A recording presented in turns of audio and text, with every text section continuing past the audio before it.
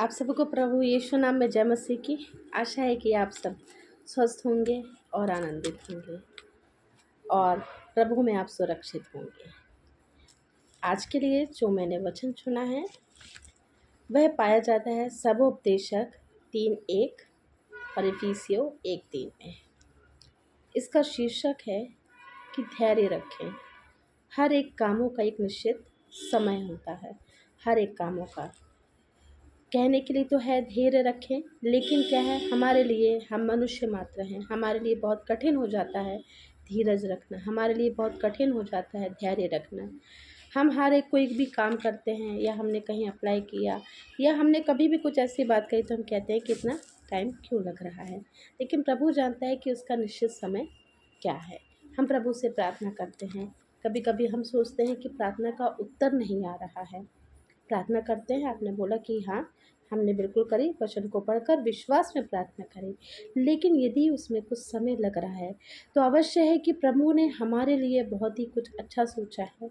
यदि कुछ काम में देरी हो रही है तो अवश्य है कि प्रभु हमारे लिए एक वह निश्चित समय को तय कर रहे हैं जिस समय में हमें मिलना है। हो सकता हो कि अगर हमें अभी वह प्राप्त हो तो उतना हमें बेनिफिट ना हो या उतना हमें लाभ ना हो, लेकिन वही चीज़ यदि हमें बाद में मिले तो हो सकता हो वह हमें हमारे जीवन में 100 गुना फल लेकर आए। तो यही सोच है। तो आज इसी के लिए मैं आपको उत्साहित करना चाहूँगी कि हर एक चीज़ के एक निश्चित समय होता है। हम वचन से देख लेंगे सब उपदेशक की पुस्तक उसका 3 और उसका 1। हर एक बात का एक अवसर और प्रत्येक काम का जो आकाश के नीचे होता है एक समय होता है। क्यों? क्योंकि इफिसियों 1:3 में लिखा है, हमारे प्रभु यीशु मसीह के परमेश्वर और पिता का धन्यवाद हो कि उसने हमें मसीह में स्वर्गीय स्थानों में सब प्रकार की आत्मिक आशीषें दी हैं। आत्मिक आशीषें हमें दी हैं। परमेश्वर हमें हर प्रकार की आशीषें पहले ही दे चुका है, बस उसे हमें प्राप्त करना है। बस उसे हमें प्राप्त करने का मार्ग प्रभु हमें बताते हैं, वचन से बताते हैं। वचन से हर एक वह काम संभव है जो हमारे लिए असंभव सा जान पड़ता है। तो प्रियो, आज के लिए मैं यही कहना चाहूँगी, आज के लिए जो आपका वचन है कि धैर्य रखें, धीरज रखें। जैसा कि रोमियो की पत्री उसका 15 में भी 15 उसका यदि हम 4 और 5 और 6 पढ़ लेंगे, आप और पढ़ सकते हैं। मैं आपको एक वचन पढ़ के सुनाऊँगी। धीरज और शांति का दाता परमेश्वर तुम्हें यह वरदान दे कि मसीह यीशु के अनुसार आपस में एक मन रहो, ताकि तुम एक मन और एक स्वर में हमारे प्रभु यीशु मसीह के पिता परमेश्वर की स्तुति करो। निश्चय है कि परमेश्वर भी हमें प्रोत्साहित कर रहे हैं। यदि हम इसके 4 में भी देखें तो यही लिखा है, इसलिए मैंने बोला कि आप पूरा जो अध्याय है आप उसको बहुत ही अच्छे से पढ़ेंगे तो आपको बहुत ही और रहस्यमय बातों का पता चलेगा। जैसे मुझे यहाँ धैर्य के बारे में पता चला तब मैंने ये वचन और पढ़े आपके लिए। तो अवश्य है कि जो वचन से हमें हर एक वह मार्ग, वचन से ही वचन का उत्तर हमें प्राप्त हो जाता है। जितनी बातें पहले से लिखी गई हैं वे हमारी ही शिक्षा के लिए लिखी गई हैं कि हम धीरज और पवित्र शास्त्र के प्रोत्साहन द्वारा आशा रखें।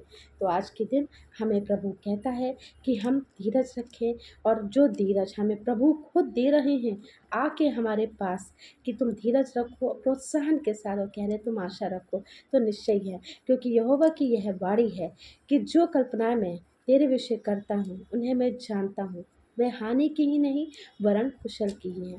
अंत में तुम्हारी आशा पूरी करूँगा। तो प्रभु का ये वचन है, हमें बहुत ही ढाढ़स बंधाता है, हमारे जीवन में हमारा हियाव बांधता है और बताता है कि कुछ भी ऐसा मत सोचो कि यह काम कब होगा। वह काम अपने निश्चित ही समय पे होगा, क्योंकि उसने हमें हर प्रकार की आशीषें दी है। उत्पत्ति के यदि हम 12 से यदि 2, 3, 4 और 5 में भी देखें तो अब्राहम को आशीषें मिली हैं।